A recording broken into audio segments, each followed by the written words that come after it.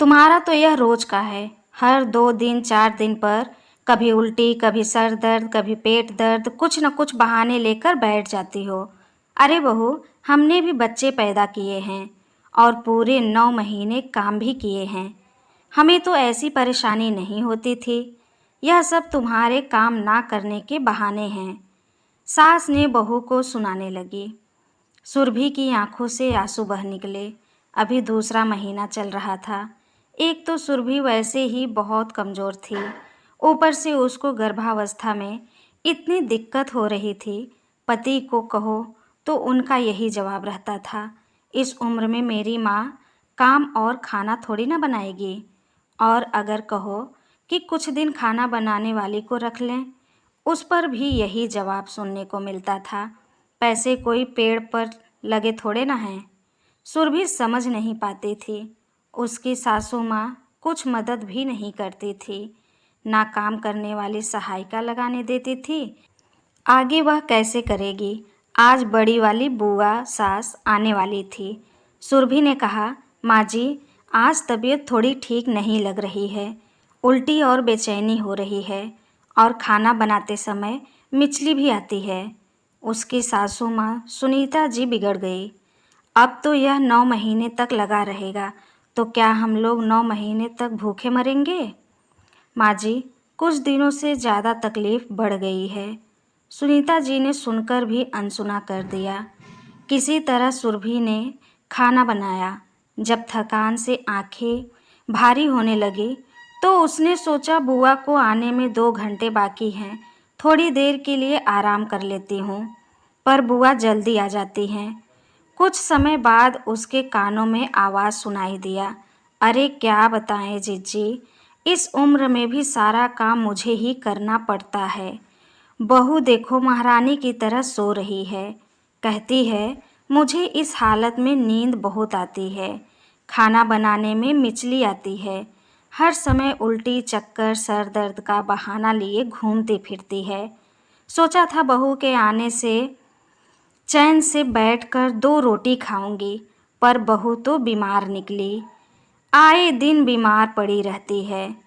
बुआ बोली, कैसी बातें कर रही हो सुनीता। सबके शरीर की सहने की क्षमता अलग अलग होती है और गर्भावस्था बीमारी नहीं होती है। हम लोग के समय की बात कुछ और थी। शुद्ध खाना, शुद्ध हवा, फिर अपने मेहनत भी तो करते थे हम लोग। आजकल के बच्चों में पहले जैसी वाली बात कहाँ। नहीं जीजी, कभी कभी तो समझ में आता है, पर इसका तो रोज का है। ऐसे काम कैसे चलेगा। अब मैं तो इस उम्र में काम करने से नहीं रही। क्यों, क्या हुआ है तुम्हारी उम्र को। अभी पिछले साल तुम्हारी बेटी आई थी, तो तुमने आखिरी के 4 महीने उसका पूरा ध्यान रखा था। जच्चा और बच्चा दोनों को तंदुरुस्त करके ससुराल भेजा था। जिज्जी, वह तो मेरी बेटी है, मैं नहीं करूँगी तो कौन करेगा। वैसे भी ससुराल में तो उसको बहुत काम करना पड़ता था और इस हालत में बहुत ध्यान भी तो रखना पड़ता है, इसीलिए उसे यहाँ बुला लिया था। वह बोली, जैसे वह बेटी है तुम्हारी, वैसे ही यह भी तुम्हारी बहू है। रिश्ते अलग हैं, नाम अलग है, पर हैं तो दोनों औरत ही ना। तकलीफ तो दोनों के समान ही होंगे, बस किसी को कम किसी को ज़्यादा। और तुम शायद भूल रही हो सुनीता, तुम्हारी बेटी की सेवा में तुम्हारे साथ साथ सुरभि ने भी दिन रात एक कर दिए थे, और आज उसको तुम लोगों की ज़रूरत है तो तब तक सुरभि चाय नाश्ता लेकर आती है। जब पैर छूने के लिए सुरभि झुकी तो बुआ ने मना कर दिया, गले से लगा लिया। अरे सुरभि बेटा, तुम्हारा चेहरा इतना सूजा हुआ क्यों है, और पैरों में भी सूजन लग रहा है। खाना ठीक से नहीं खाती क्या। बुआ जी, पता नहीं, कुछ भी खाने का मन नहीं करता, स्वाद भी नहीं आता। अजीब अजीब चीज़ें खाने का मन होता है, और अगर वह न मिले तो कुछ और खाने का मन ही नहीं करता। और मुझे नींद बहुत आती है, सुस्ती भी महसूस होती है।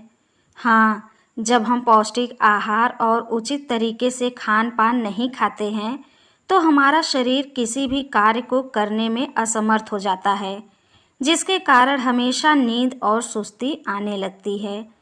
किसी किसी को तो 9 महीने बड़े आसानी से कट जाते हैं। अब सुनीता, तुम अपना समय ही याद कर लो। बेटे के समय तुम्हें कुछ भी पता नहीं चला और बेटी के समय हर समय उल्टी चक्कर की शिकायत करते रहती थी तुम। हाँ जिज्जी, पूछो मत। बेटी ने कितना परेशान किया था मुझे। फिर तुम बहू को क्यों परेशान कर रही हो सुनीता?